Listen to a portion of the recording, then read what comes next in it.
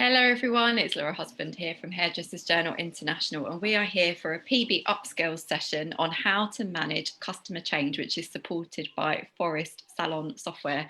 With salons gearing up for reopening, Richard Ward Hair and Metro Spa's Managing Director Hellen Ward and Salon Manager Gavin Hoare will be explaining to us today how to adapt your approach to meet the needs and the demands of the 2021 salon client. And this live session is supported by Phorest Salon Software. And we will be talking about how to use technology to empower and motivate your team and enabling them to take ownership of their client relationships and ultimately their own performance.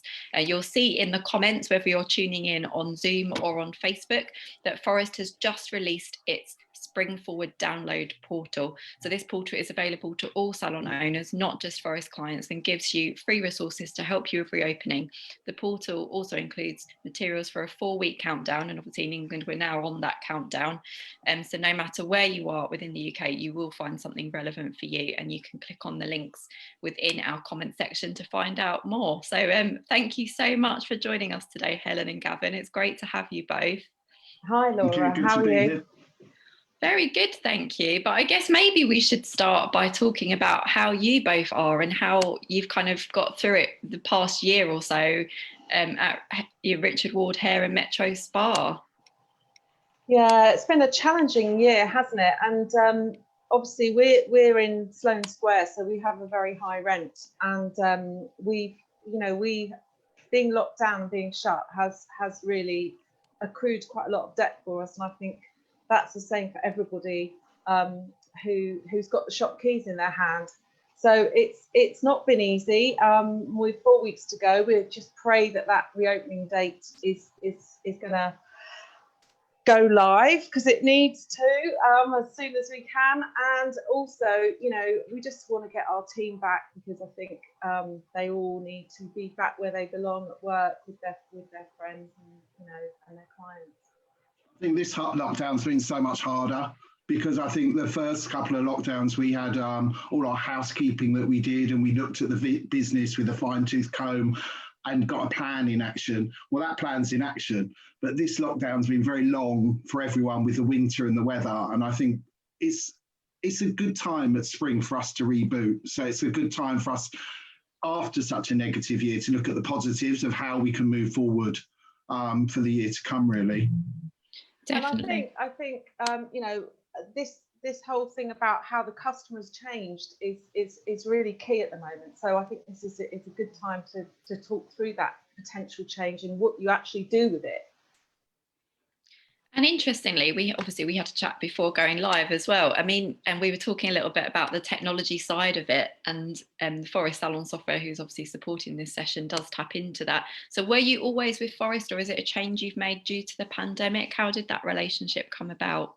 Well, interesting enough, Gavin went and did some work with them over in Ireland a few years ago, but no, we weren't with them, and we weren't cloud-based. And I think when we had our first lockdown, after we rewrote all of our HR, which was quite a dry process, involved quite a lot of Bombay Sapphire actually at the end of the day. But anyway, we sort of did all that, and then we really looked at, actually, this is the perfect time to swap over, because on the scale that we do things, back in the day, having 1,200 customers a week, to change over your systems is an absolute disaster. It's like changing a bank, like your bank is one of those things, you put it off and you put it off. So we actually used the lockdown. We thought, actually, while we're closed, and at that point, we didn't know we didn't know the July date was going to be July. We swapped everything over, and I think being able to be cloud-based and let customers book online when we got back to work in July, it just sort of changed everything for us. And the app that's on the staff's phone, so they can track where their clients are and track whether their clients are in, that was the pretty life-changing one, because Gavin, I'm right in saying, we used to actually have to employ someone practically just to make sure everybody knew their customers had arrived. I think where we're such a big salon, you had that risk of clients getting lost, and that famous line that I always heard was, "Oh, no one told me you were here," which is like just not what you do. And now there's no excuse. And I think it very much leads to how we want to take our business forward by empowering the stylists to run their business within a business. We can do so much, But I think for the longest time, we've handheld our team to make sure it's the positive environment we want it to be. But now things have changed a little bit. And as a management team, our focus is on really survival and how we're going to get through the next year. So for us, Phorest Go, putting the control back in the hands of the stylist allows us the headspace to be seeing what we're going to be doing further down the line. Brilliant. And we've got this session this morning, we've got everyone tuning in, from beauty therapists to people who work in spas to hairdressers to barbers. So maybe we can talk a little bit about how COVID-19 has changed the mentality of the team and why it's been so important for the team to pull together now more than ever. Yeah, I mean, I think the thing is, obviously we don't have guidelines yet for opening up in 4 weeks' time, which we desperately need. And those of you that know me will know I'm on the phase group and I'm pushing urgently for that. We need to have our guidelines to make sure if there's anything changed. We've only got 4 weeks to sort it out. But I think not being able to have everybody back because of the social distancing, the effect of that on the young trainees really concerns us greatly. And I mean, obviously, the people that are producing income, they're the ones that have to come back to work because obviously we need to survive and we need to pay the rent. But the non-turnover producing team that support, they are the backbone of the staff that are at the, in the treatment room or at the chair. I think that concerns me a lot, that we can't have more back because we cannot literally have that many human beings as well as clients inside 5,000 square feet. So I think that's a concern. So yeah, I think a new outlook is what the team will have to. Things will not be the same when we come back to work, unfortunately, and until COVID goes away. I think, Gav? I just think as well, the team have got to, the hardest thing for us now is to get the team to understand that just because it was doesn't mean it's always going to be. We've gone through a global change in the economy and everything with so much unemployment. And I think it's been really tough, and the team have to come back and understand that they have to do their bit in order for us to carry on. I mean, we're lucky, our team are very lucky in as much as we got good bosses that have planned and luckily have got us through this period. There's thousands of salons that have gone out of business. And I think our teams, a lot of them, I think they're a bit like pit ponies, our teams, because 75% of them are homegrown. They've never worked anywhere else. And we've always run a really good salon and we've really looked after them. Things are slightly different now, and we need them to put a positive energy in it. We haven't really got the time or the energy for any Debbie Downers to be in on a day moaning because they can't get shampoo, because ultimately, pull your sleeves up, do your own shampoo, and step up when we need you to. That's really what I'm looking for and what I'm asking out of the team when we're moving forward. Oh, fantastic, Gavin. And just before we move on, I know you touched on the guidelines there, Helen, and the fact we don't have clarity on the guidelines. We've had a couple of questions already around that, so I'm going to pitch them to you. I'm sure you won't have the answers, but I'll ask share the questions with you anyway. So Emily has said, do you think we will still have to wear masks and visors when we reopen? And Sarah has said, patch testing, so this is specifically for hair colour for hair salons and barbershops that do colour. I read somewhere that we will have to retest clients with skin tests for colour if they've had the COVID-19 vaccine. Right, the patch testing one, I'm not sure about that yet. There's lots of chat about that, and we are not sure. I mean, obviously our guidelines have always been, if you haven't been in to us and had your colour in the preceding 6 months, you'd have to have a fresh patch test. So we were worried, and then we worked out actually no, it should be okay, but there might be some people that fall through the gap. On our website we have a patch test thing that they go to, and they have to fill in the form, and then we from what their responses are, we know whether or not they need a patch test. How the vaccines affected the patch testing, I've heard lots of different things about that, but nothing set in stone. What I can share, which I probably shouldn't, is when I was on the Bays group the other day, I said, what will the guidelines look like? You have to tell people, we need to know, I'm there with the NHBF and Babtac and everybody else. And I got told they're not going to be too dissimilar. There will be some tweaks. So I would absolutely please for things being exactly as they were pre-lockdown, with a few amends to come. But I mean, we're running out of time. We need the amends now. Oh, thank you so much for sharing that, Helen. And hopefully that, Emily, that answers your question about the mask and the visors. So you know what the rules were before. So that's at least will give you a bit of a guidance while we wait for the guidelines. Fantastic. And just to add in terms of the patch testing, I know that HJ, we've had a comment from the NHBF to say about obviously following manufacturers' guidelines for patch testing, making sure if you, you know, it's a client who you haven't seen for 6 months, they've got to be re-patch tested, but also the rules around not being able to patch test before the reopening date are in place. So you've got to see that as a service that you can only do once you reopen. That's the comments we've had back from the NHBF. And on also, that. Laura, just to add to that, I don't think the manufacturers are the ones that are going to have to update whether or not the vaccine has affected whatever we're buying from them. So, I mean, as long as we're going with the procedure as it stands now, I'm sure insurance-wise, public liability insurance-wise, we're going to be okay. Perfect. Thank you so much for that. And I know we digressed a little bit there, but I know we had a few questions. So we're keen to... It's important. Definitely. And we are keen to answer your questions. So please do keep sharing them with us and we'll try and get through as many as we can while we've got the amazing Helen and Gavin with us. Take the opportunity while you have it. And we were talking about teams. And I think it's important for you to share with us how you will be empowering your staff when you do reopen, Helen and Gavin. Well, I think the thing is, we've always... Gavin sort of hit the nail on the head, really. We've always, before we had this tool, we've always had to sort of hold their hand and tell them, inform them of their performance. You know, these are your numbers, these are the figures, these are the things we're tracking. And it's the same KPIs that I always talk about. You know, they're no different. It's whether they've hit their financial take that you want them to take. It's whether they've hit their retail takings. It's their percentage of request customers. It's their occupancy rate, and it's their average bill. We've added another thing, which is the rebooking rate. So when the brilliant thing about the fact that we can work with this fantastic software company is we can tell them what we need. And we said, the thing it lacks is the rebooking rate, because actually that's going to be the critical thing when they open up, and we like to think of them that they are a business within us. And we want to make them feel that they are responsible for their performance, because we've got a lot of other things to be responsible for these days, and we can't own poor performance. We've never done it anyway.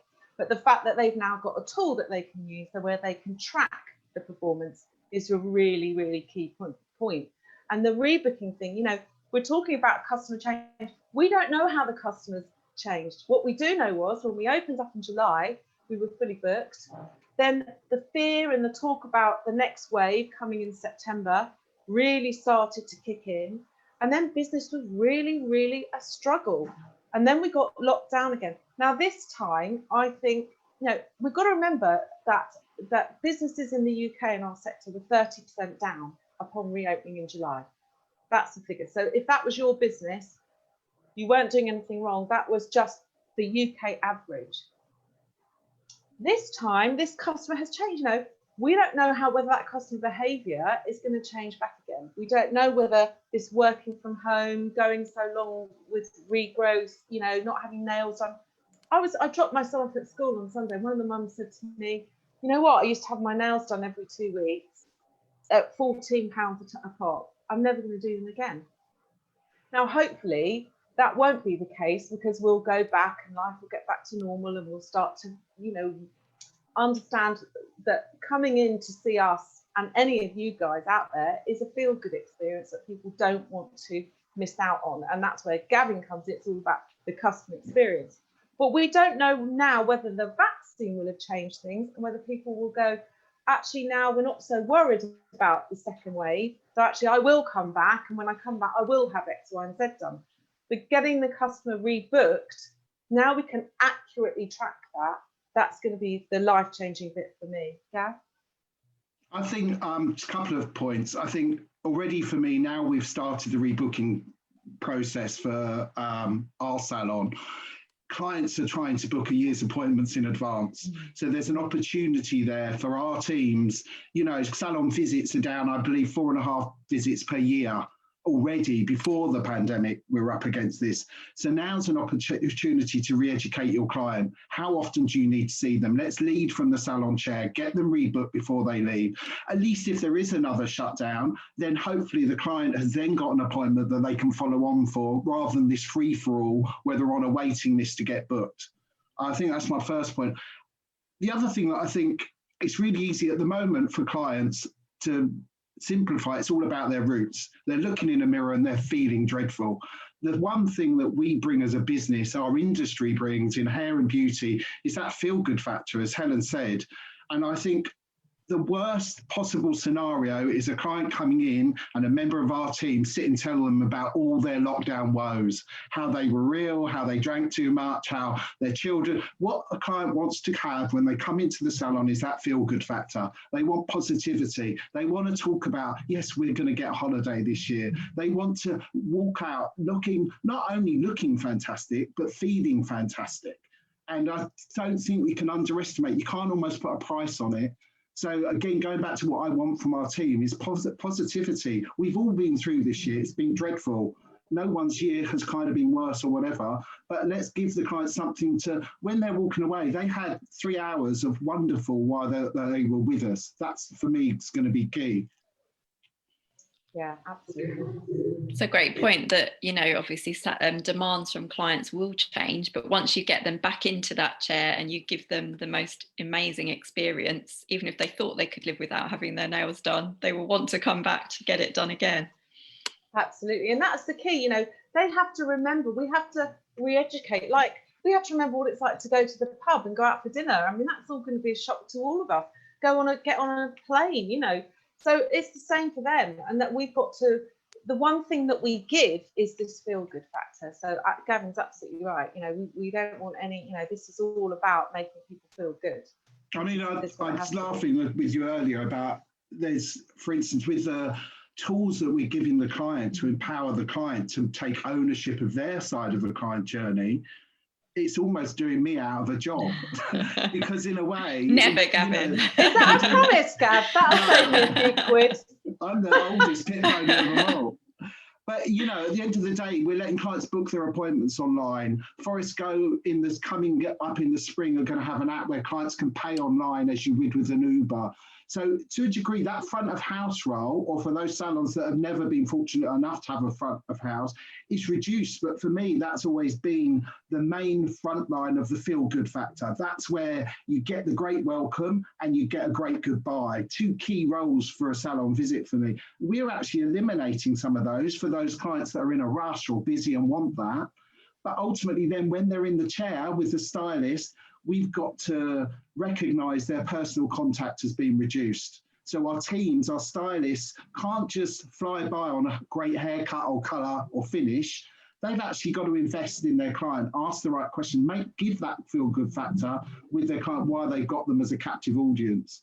Definitely. And the Phorest Salon Software and Phorest Go app, which is on the phone, that has the staff performance features on it, doesn't it? Maybe you could tell us a bit about that and how you can use that to make sure your team do work when we first got this software, Laura, we've got this thing about hating our staff having their phones on the salon floor. You did. Oh, okay. I'm in a club of one all of a sudden. But anyway, yeah, you know, I was like, oh, we really don't like you seeing that. But actually, what we realised is they're going to be on their phones anyway. We've actually got to make it work to our advantage now. So we got this app, and the fact is they can literally see what they're doing, and it just takes a lot of stress away from us. So the next phase of that is where they can actually look at their own performance. So they'll be able to see what they've done financially. I think we've got some slides about, you know, what they can actually see and how they can. It takes away one of the steps for us because they can go to this My Performance tab. We should be able to see that on the screen now, yeah, Helen, as well. Yeah, we can see that. That's great. And then the next slide will show you the sort of things that they can track. So there you go. You know, this is really taking away a lot of a lot of time for us. It's not the same as, you know, a performance review. You can't say that it is, but the fact that they're aware of how they're performing now. They don't need to rely on us to tell them. And that's really what the key is for me. And this percentage of rebook clients, you know, that will tell us everything. Because if they're not having the right conversation, you know, it's really interesting. I was thinking this morning, I was thinking about this. People do what they're told, actually. People do what they're told.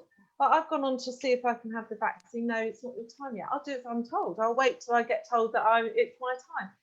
And it's the same for us. If we're experts, if our teams are expert in how they react with their client and they do the right, proper in-depth consultation and go through all of our 10 steps that we talk about of what a good customer experience looks like, they will do what they're told. If they get told you need to come in 8 weeks' time, they'll come. You know, I think what they don't do is they don't respond to, oh, would you like to book in 8 weeks' time? You know, it's you need to come, right, Gav? Yeah, 100%. I think our most successful team members are the one that get that. I think historically our industry is full of creatives, which is great, but our industry is moving on. Whether you're a therapist, whether you're a hairdresser, a colorist, you know, at the end of the day, you have to get some business acumen because the industry is flooded with talent. You can only go down, well, until the pandemic, but you go down your average high street, it's full of coffee shops, charity shops and hairdressers. What's going to set your business apart? And the thing that's going to set you apart is your team members understanding how that business works. They've got to lead that whole process, but they do it in a way that makes the customer feel that they're being looked after, they're being nurtured, that they're doing it right for them. You know, they're going to get the best results if I see you back in my chair in 8 weeks, not 12 weeks, because then you'll regrow. You know, they have to use their expertise that they've got inside. They just have to re-educate themselves of how they speak about it with the client. You know, it's not to be confused with doing a hard sell. You know, if you go to a dentist, we've used this analogy 1,000 times, but you go to your dentist, he tells you he wants to see you in 3 months, you book the appointment because he's an educated professional. And our teams have to give themselves the credit. They've worked very hard to get where they've got. So use those skills and make it work for you and make it work for the business. Absolutely. Great point there you made, Kevin and Gavin. And I know you said earlier about the fact that some clients will want to book a whole year's worth of appointments all in one go. So do you think it should be the client driving the booking process, or should it be the team driving the booking process? What's your thoughts on how to manage booking and rebooking? I think it's the clever client that is booking a year's worth of appointments currently, or the busy client. So, you know, for instance, one I booked this week, she's a barrister. She's got her set times when she wants to come in. She wants it to work for her, not when we can do it for her. But ultimately, it's the client is uneducated. You know, they can push it back with all the, for instance, like a root boost hairspray. So once upon a time, a client would come every 4 weeks to have their root tint done. There's products on the market that you can lengthen that. You get used to stand back from the mirror and don't look so closely. Your grey doesn't look as bad, as we've all experienced in this lockdown. So we have to educate the client. Once they get that feel-good factor after their initial visit back, they're going to want to keep that for as long as possible. And now you've got a prime opportunity to use this to educate your client and just say, well, let's not leave it so long because you've seen how hard we've had to work to get you back there. So let's make this opportunity work for them. And Laura, I think on the beauty and spa side of things, I think there will be a real surge in people once they feel confident to come back. It's like anything, you know, once you've done something once, you feel, okay, right, I know what to do now, it's fine, and I'll be back again. So I think that first appointment is going to be key, and making sure they feel safe and COVID safe and everything else. But after that, I think the way I personally see the business changing and the sector changing a lot is having this more sort of club environment. We've always believed in that. That's why we have a bar and a chef and all that, because people want to come in. We have clients that come in and sit in the bar, and that's actually the best bit of their haircut, sitting in the bar having a drink and watching a destination, somewhere to actually go and but it's enjoy. Also the fact that, you know, you see the same customers, everybody knows your name, that familiarity, that's key. So, and I think the offshoot of that is that people will embrace a lot more of the alternative treatment. You know, I think we will see an uptake in Reiki and chakra cleansing and all of these things, because people have got a little bit more into the new age type of treatment. And that's the way I'll be taking the spa anyway. Yes, your regular treatments are really essential, but alongside that, to have some guest artists coming in to perform those expert treatments that are a little bit off the wall, a little bit unusual, but you know, there will be a demand for more of that type of thing. I do think that. I think that general sense of well-being, you know, it's been tough times, and I don't think we've actually seen the fallout of how this year will have affected so many of us mentally and physically, really. So me, I'm been in the gym for 3 months. Oh my God. But, you know, ultimately, we've got to see how this progresses as we go into the new beginning. And I'm looking at it as a new beginning. I'm hoping that we can re-energize our team, re-energize our clients, and we can do the thinking for them and have the services that our clients don't even know they need at the moment, but can open up a whole new world to them. Exactly right. So do you think education is key for this, and explaining to the clients what services you do have to offer that might have changed from before, but also, you know? Yes, I think so. And I think, I think we've got to get them back in first, win them back, and get them feeling comfortable, get them feeling secure, get them feeling trusted, get them buying back into, hey, you know, actually I might be having to work from home because we don't know how that's going to affect everything. You know, I might be working from home, but instead of having those treatments, because I'm not going here, there and everywhere, I'm actually going to have some feel-good treatments that actually sustain me in a new type of way. So, you know, the customer has changed, we've all changed, and I think we've got to be very receptive. That's the key, is just being receptive, you know, understanding and hearing the clues. We'll be asking our clients a lot, what would you like to have done here that we currently don't do? And it's being very receptive to that. Well, I think, Helen, also, we've always done it. It's for our team. Originally, it's really what our receptionist team, this is where it came about. But it's our team. You find out what the client wish list is, and you make that wish list happen. And everyone's going to come back with their own wish list. On that note, one of my things that I think is really important moving forward from the team perspective, what I realised after the last lockdown, wearing masks and things like that, eventually masks start to slip below the nose, or, oh, it's okay, I can walk around a salon with my visor off for a moment because I'm just walking from A to B. We have to create an environment, however boring it is, however insignificant it seems, an environment where when our clients are coming in and giving us their hard-earned money, they're putting us in a position of trust that we're going to do what we can do to keep them safe. You may know that you've not seen anyone in 3 months, but a client doesn't. And I know for myself, I go into a shop, and when a visor's down here, a coffee shop to buy a coffee now, I walk out because I actually feel it's almost like a thing of respect. It's a respectful thing. And I think the teams have to keep sight of that and have to really understand. That's going to be hard. Yeah. That's going to be hard, because I think we've got to understand as well, it's hard to wear a visor, you know, all day.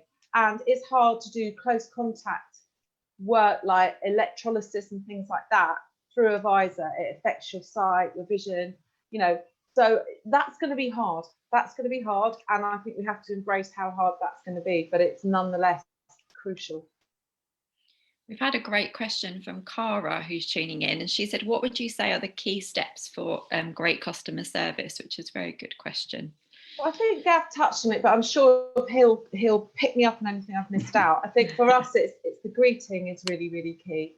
And it's also, I think, you see, I really hate the whole one size fits all. In our salon, when we answer the phone, we say, no, because, you know, find out the customer's wish list, as Gavin said, and one size does not fit all.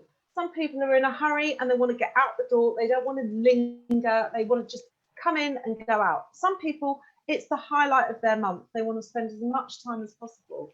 And there is no one size fits all. The best customer service is when you adapt, you read the room, you read the customer, and you adapt very quickly, and you engage with her. We always love that thing on that film Love Actually, when he's in a hurry and Rowan Atkinson is putting a potpourri in. It's like, match the speed of the customer, pick up on the speed. She's in a hurry, she doesn't want all that.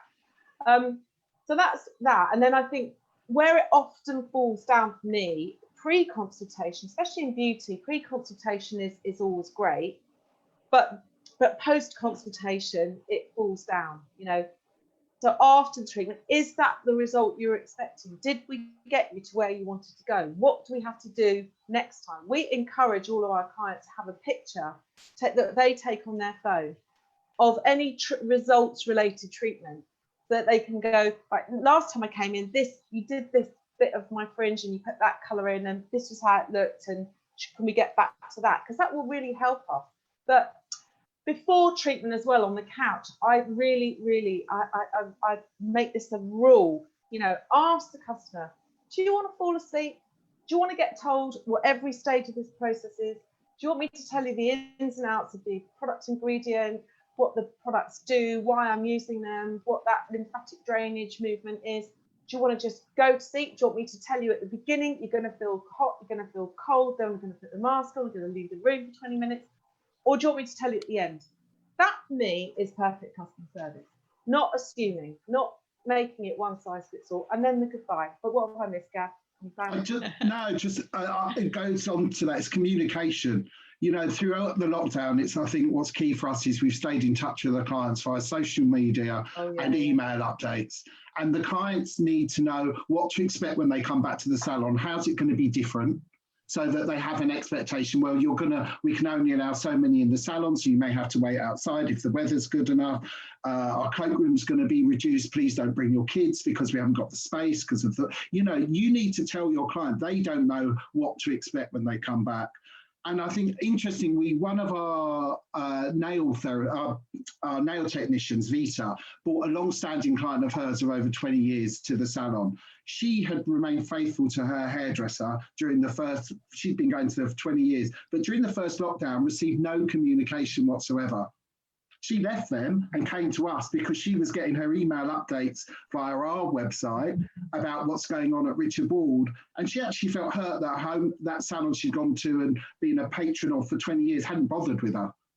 And I think it all goes down. So it's communication with your team about your expectation of them and how this is going to be. And it's also communication with your clients about managing that expectation, finding the wish list, and actually thinking about how that journey has changed post-COVID or post-lockdown. Yeah. Most definitely, Gavin. And just as a note as well, Phorest has their Spring Forward portal, which will help with the reopening process. And there's it's got a 4-week countdown, and it's got a webinars, podcast templates to help you with that reopening process. So that's worth checking out, but also from the point of view of being able to communicate with clients and talk them through what your reopening process is so they can get ready at the same time. As I said, Phorest has taken away my job. I'm just going to find a beach somewhere and relax. No, you're not. You're not finding a bad beach without me, mate. I think we'll all be on that beach with you, Gavin, so don't worry.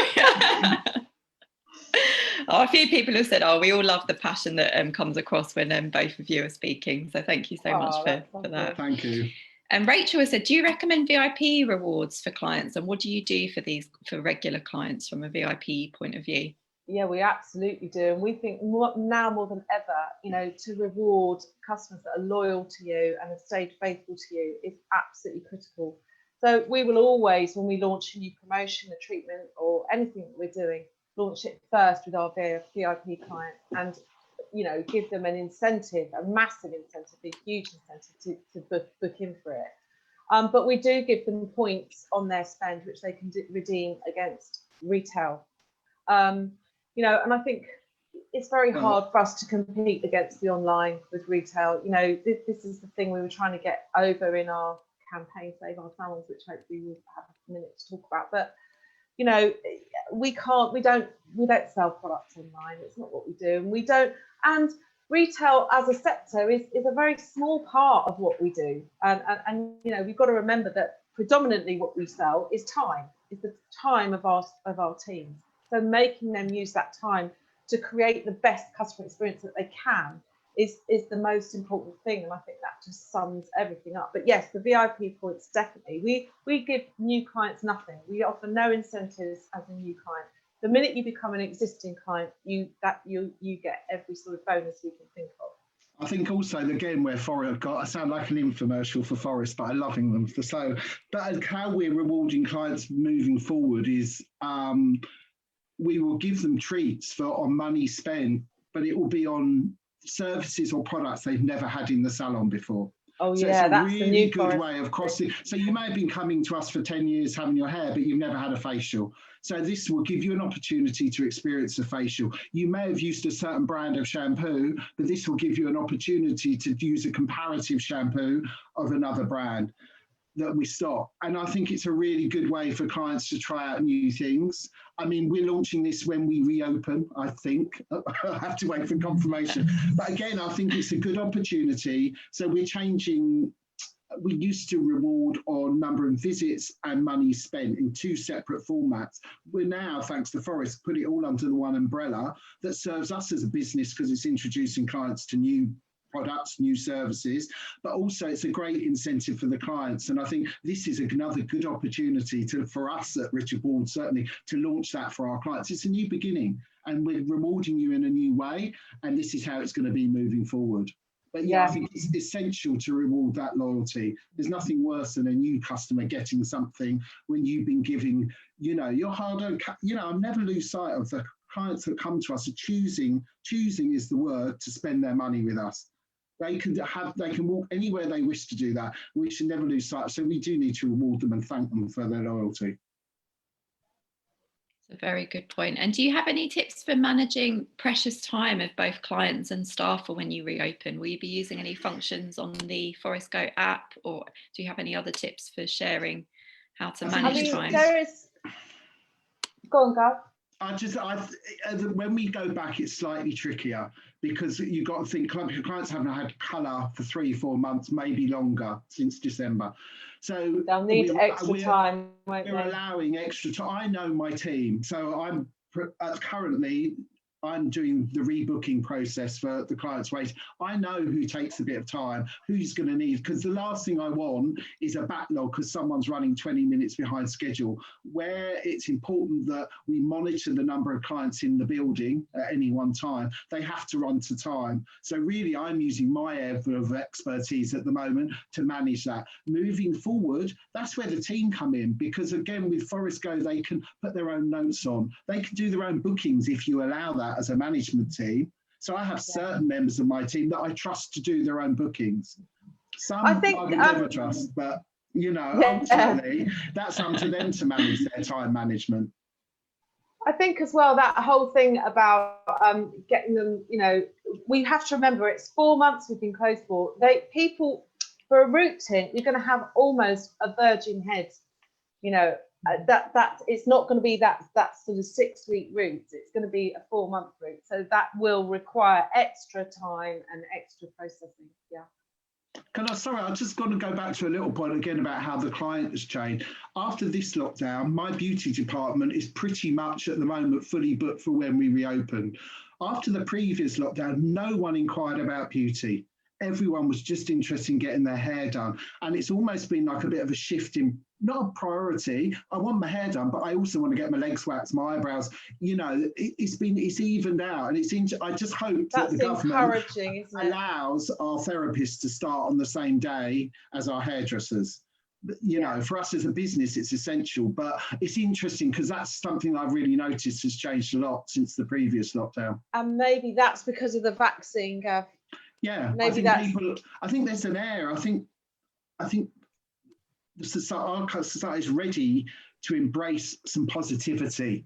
They want this to have worked. They want this, and no one knows. So we have to embrace that, but in a safe way that our clients feel reassured. It's a really great point to make there, Gavin. And talking about the beauty industry and the hair industry and the fact we've got both of you on the live session this morning, I think we do have to talk about your Save Our Salons campaign, which has been fantastic. And so maybe you can just tell us a little bit about it for anyone who maybe hasn't heard about it and where you're at with it now for hair and beauty businesses that, do really want to get on board with it.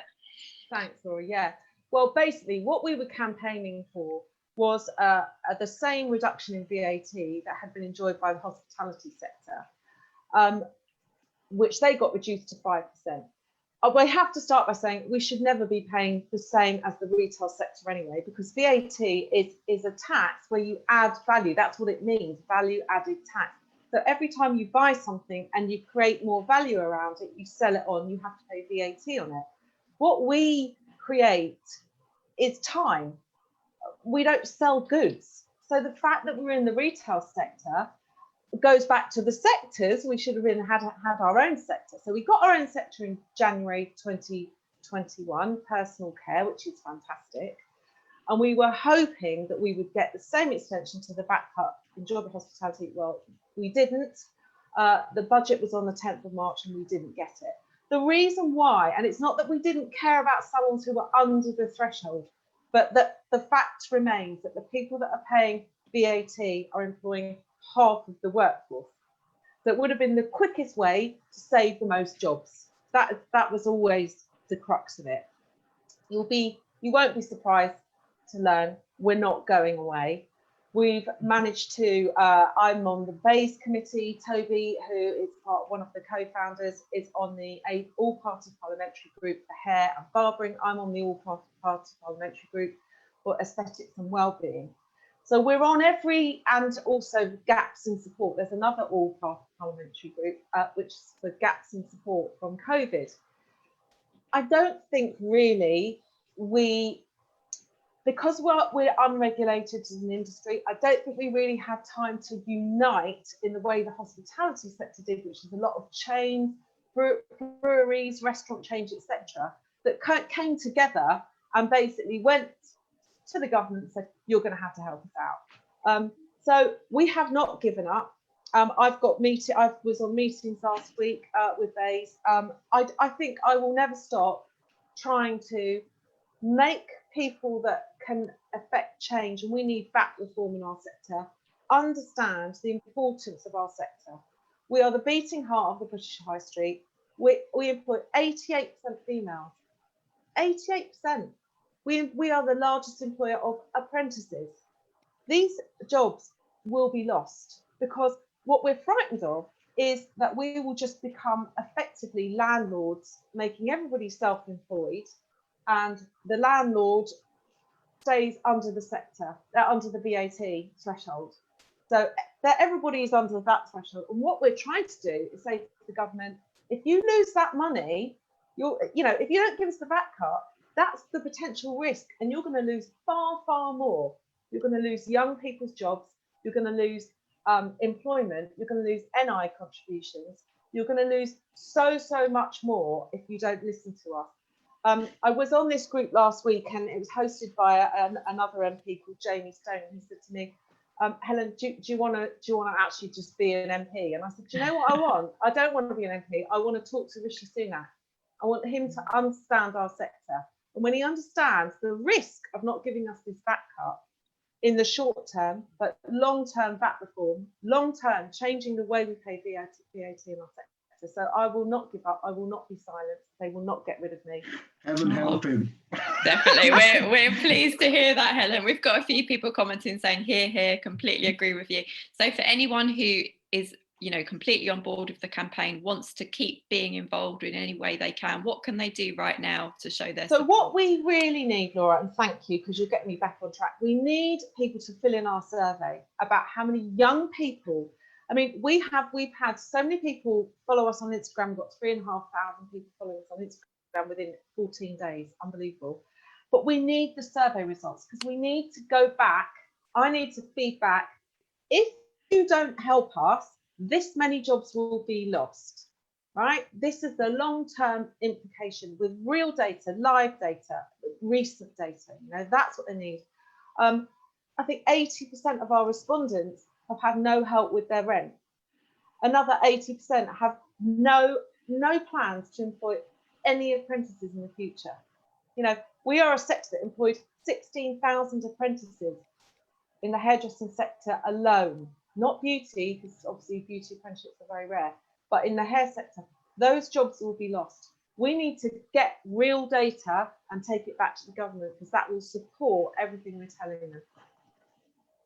Brilliant, Helen. And just while we're on the subject as well, do you have any hints or tips or advice for the parts of the hair and beauty and spa industry who are particularly struggling at the moment?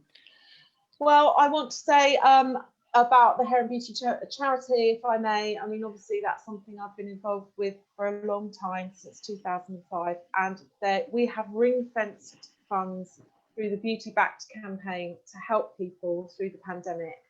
And as trustees and directors, we can authorise expenditure without going to the committees and all of the subgroups and everything else. So we can just sign it off.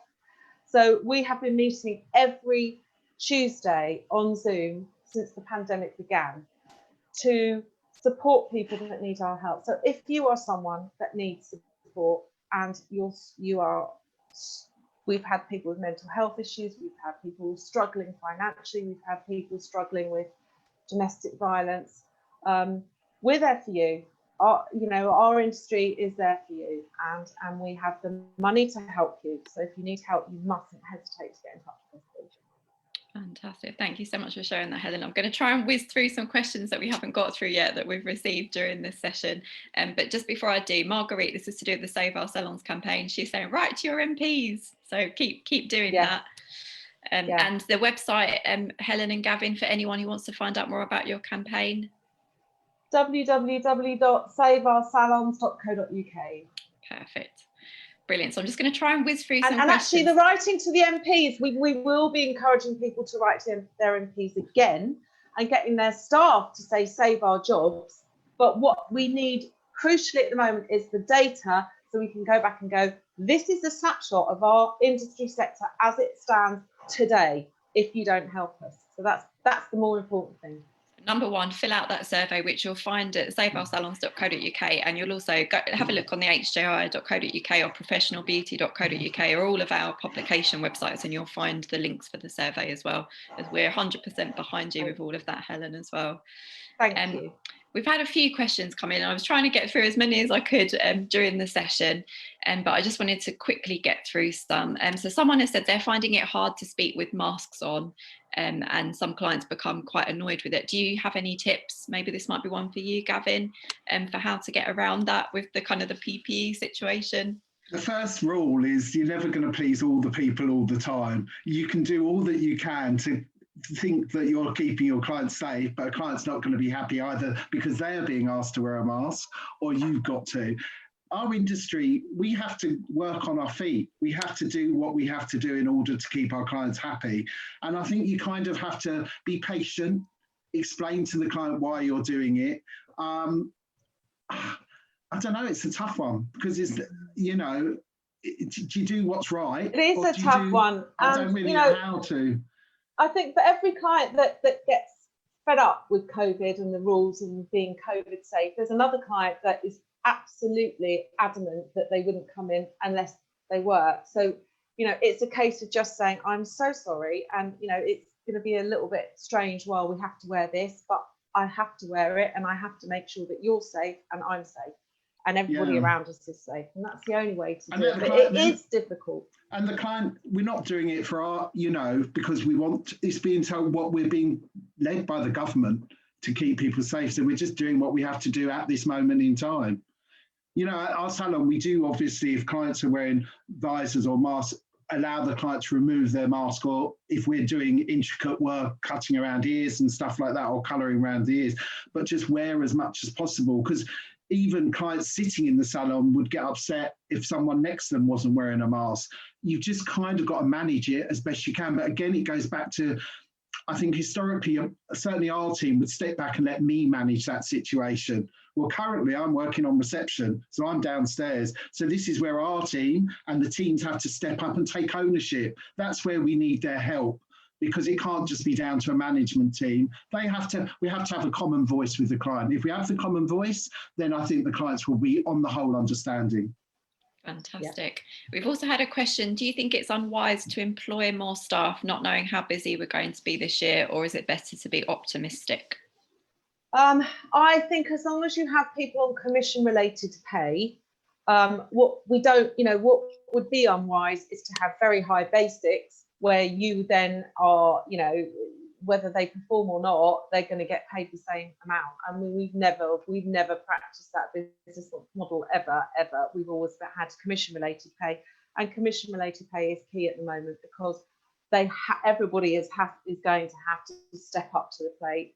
And as an employer, I don't think it's wrong, just because of COVID, for you to expect performance. In fact, now is the time to actually expect more performance. And we had this a lot. I had people say to me, "Oh, but if you're the sort of employer that has owned someone's poor performance, you won't be able to do that anymore. That business model is gone forever." So make sure your pay structure reflects a commission-related pay where there's an incentive to perform, because that is going to safeguard you and it's going to safeguard your employees at the end of the day.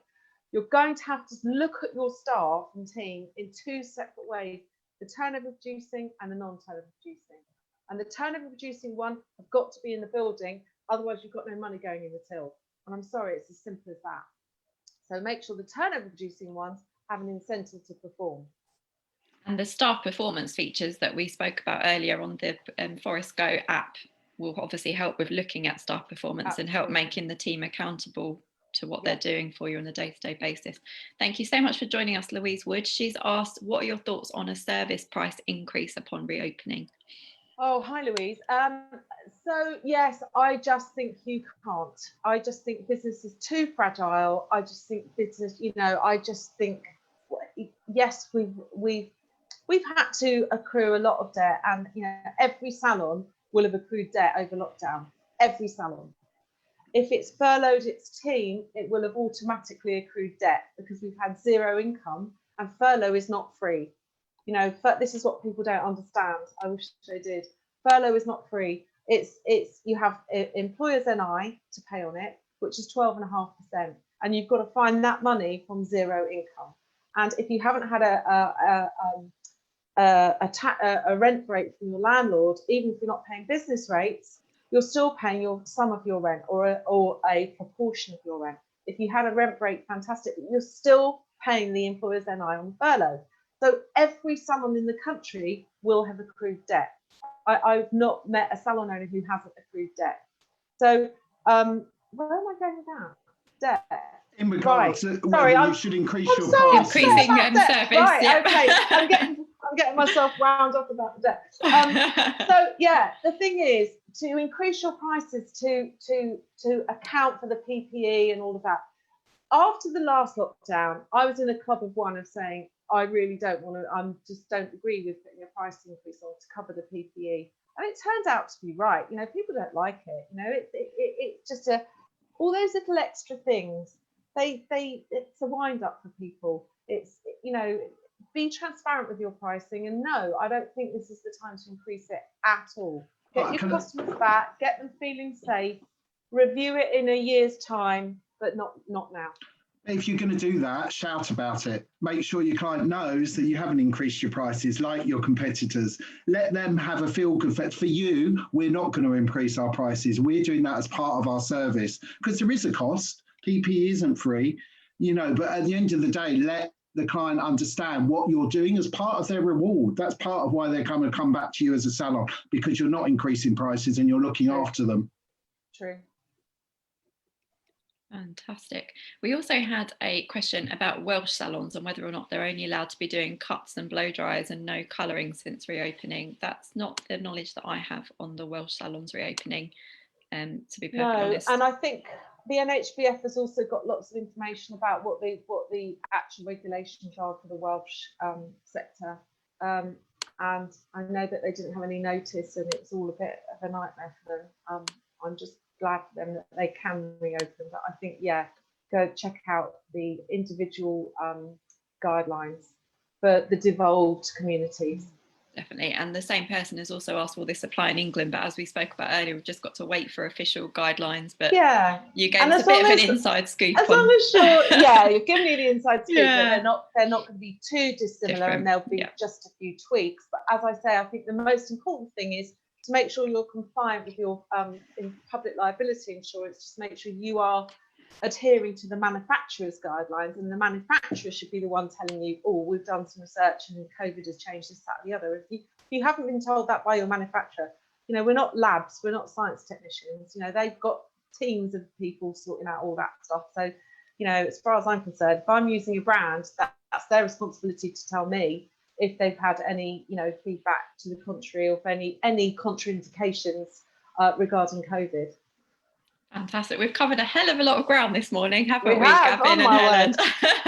Yeah, we've been locked away. I know, but it's been a fantastic session. Thank you so much for sharing all of your words and wisdom for us, and for telling us about the features on the Phorest Salon Software app, the staff performance features, the Spring Forward portal, all of these features that Gavin says will take him out of a job, but we're sure that's not the case. I'm relying on it. But if you want to check out what Gavin's worried about, then have a look on the Phorest Salon Software website. And obviously, as we've got two of the founders of the Save Our Salons campaign, we have touched on that as well. So please do check out saveoursalons.co.uk as well. Thank you so much for joining us. We look forward to seeing you again soon. Good luck, everyone. Let's hope. Good luck. Yeah. We'll get there, guys. We will. Bang.